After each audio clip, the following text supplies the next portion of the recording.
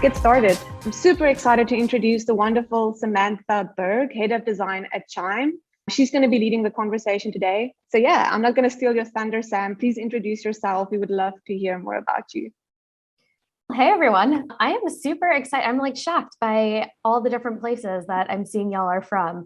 So this is super cool. Thank you for coming and hanging out with me, regardless of what time it is there. I'm seeing Bangladesh at just after midnight. I am super impressed. That seems like maybe the craziest time I've seen so far. But yeah, thanks everyone for coming. Why don't I get right into it? So today we're here to talk about designing the design team. I'm Sam. I love bathroom selfies. That's my thing. But I am super excited to see you all. If you feel comfortable, I'd love to see y'all turn your cameras on. It's way more fun to talk to faces than to talk to a bunch of black squares. But also, again, I know it's various times and various places. So whatever you're comfortable with. I am a design leader. I've got about 15 years of experience working in and around Silicon Valley. And I've built my career mostly in consumer tech and consumer electronics. I've worked on everything from building mobile ecosystems to wearables to autonomous vehicles and AR and VR and voice UIs, all kinds of crazy things. But most importantly, I love building design teams. And I've built design teams at a bunch of different types of companies, whether that's venture-backed startups, whether that's mid-sized agencies, whether that's kind of large publicly traded companies. And these are some of my team members. They would probably be mortified if they knew I was showing their photos, but hey, that's what happens. So let's talk about designing the design team. I'm going to keep this short and sweet. I would love for y'all to throw your questions in the chat. I'll be watching them as I go, so I'll try to answer when I can. If not, we'll obviously do Q&A at the end, but I really want this to be more conversational. So like I said, I'll keep it short and sweet so that we have a bunch of time at the end to just kind of chat more casually. Also, before I go any further, just a quick note, /disclaimer, any and all opinions and ideas expressed here are solely mine. They do not reflect the opinions and positions of my current company, Chime, or any company I've worked at before, or any company I will work at in the future.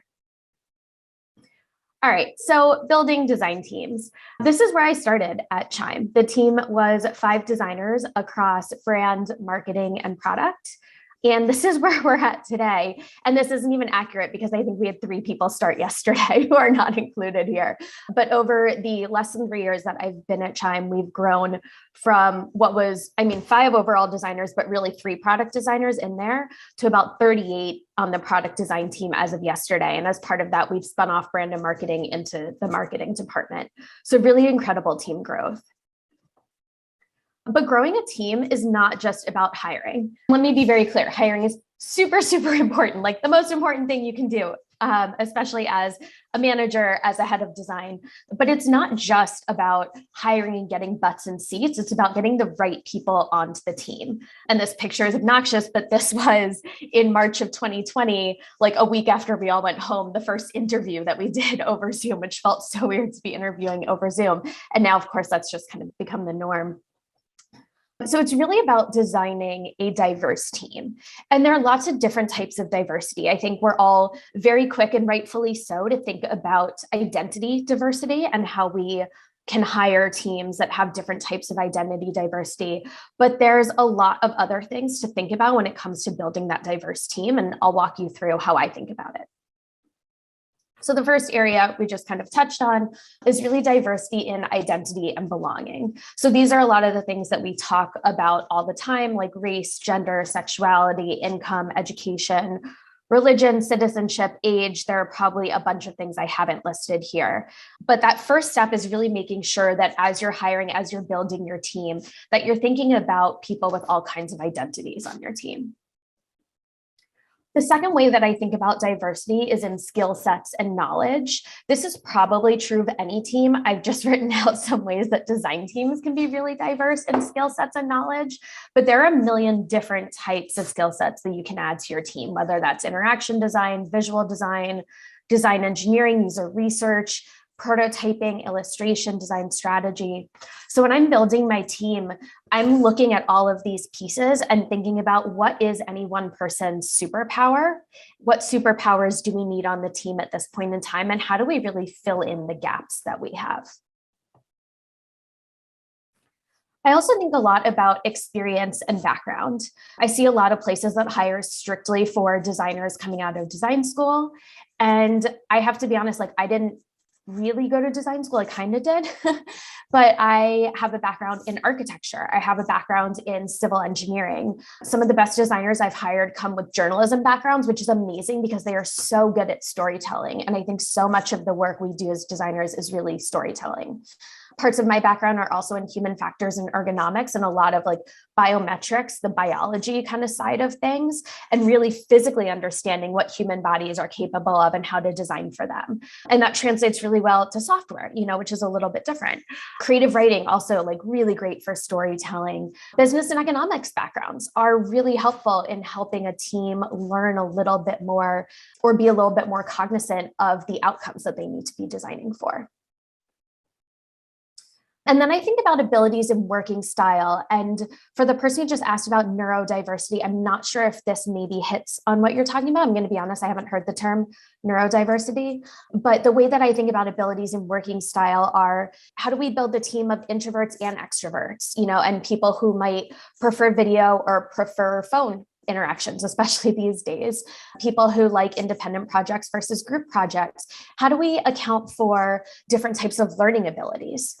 How do we account for different types of impairments that folks might have? How do we account for different time zones? And so while those are things to think about, they're also things to actually add in and to purposefully add in, right? Like, especially now with my team, as we've been able to go remote, we've had less of a focus of hiring in the Bay Area, which I think is amazing. I want to hire folks outside the Bay Area because so many of our members are not in the Bay Area and they don't live the same lifestyle we do. And when we're thinking about, launching a campaign, if we're all in the Bay Area, we're thinking about that on Pacific time. And we're not thinking about what about folks in the Eastern time zone or Central time zone. Chime happens to be in the US only right now, but I imagine in the future, there will be even more time zones for us to think about. So there are all these different types of diversity that I think about when building my team. And it's great to think about it, but also you have to design a team for it. We kind of just started talking about time zones as an example. That was a big piece that my team started to think about, was once we had people on the East Coast and in Central time and Mountain time, like all of a sudden our meeting times maybe weren't the best for everybody. So when you're building your team, it's nice to have a bunch of different people on the team, but more importantly, your environment has to be one where all different types of people can truly thrive and do their best work. And that can't just be on your team, that has to be in your recruiting process. If your recruiting process isn't equally respectful and a place where all different types of people can equally thrive, you're still going to be siphoning or self-selecting the people who come onto your team. And so it kind of doesn't matter what that team environment is. So here are some different things that I think about with identity and belonging.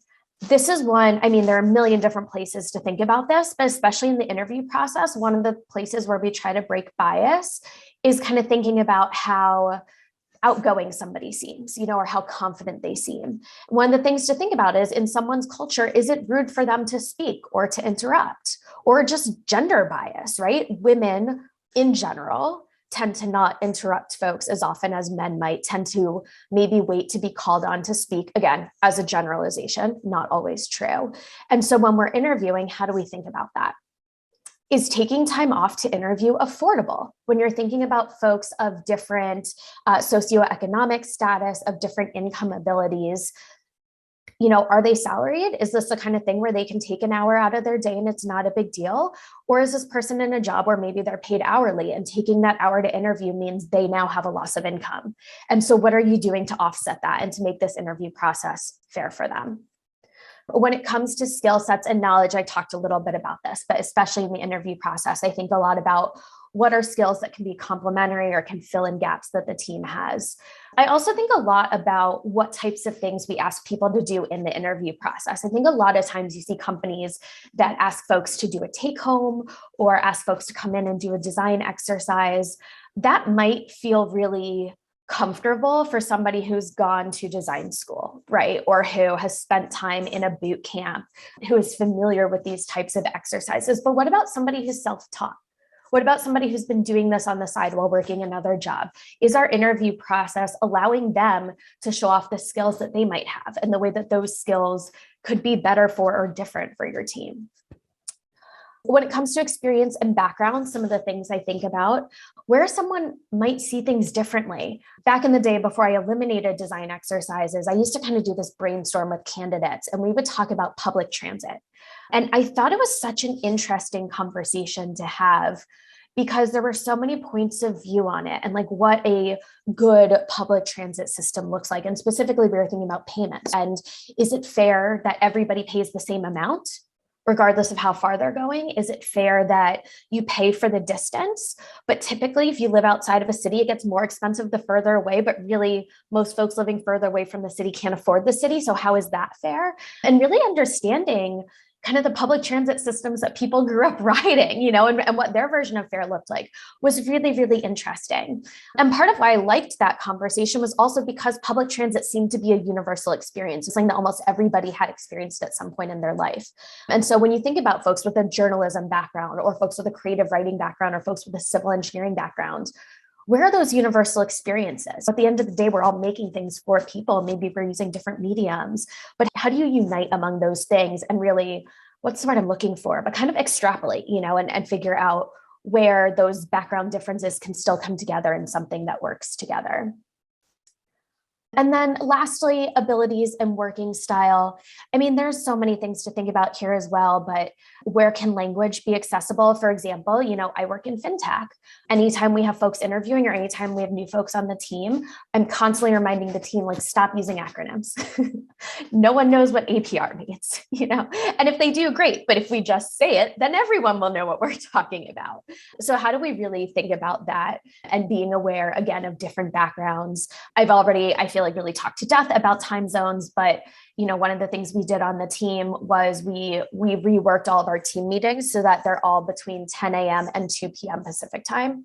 So if you're in Hawaii, you get an early start at 7 a.m., but it's not super unreasonable. And you get the rest of the day after 11 a.m., to not have meetings and to be heads down. If you're in New York, then you're kind of starting your day closer to 1 p.m. with meetings. So you have the morning to be heads down, but you're not going later than 5 p.m. And if you're anywhere in between, you've kind of got that in between. So that was a way that we tried to make sure that all of our team events and meetings felt equal for everybody. So there are a bunch of things I haven't talked about there, but I don't want to talk y'all's ears off because I'd rather, have this be a conversation. So I've got a few resources. I'm happy to send these out at the end. I wrote an article, this middle piece, about how to turn your band of weirdos, which is how I talk about the teams I've built, into a stellar design team. Some of the things I think about, happy to send that on at the end of this. I love Better Allies. It's a woman who sends out a newsletter every week with kind of here are 5 ally actions you can take this week.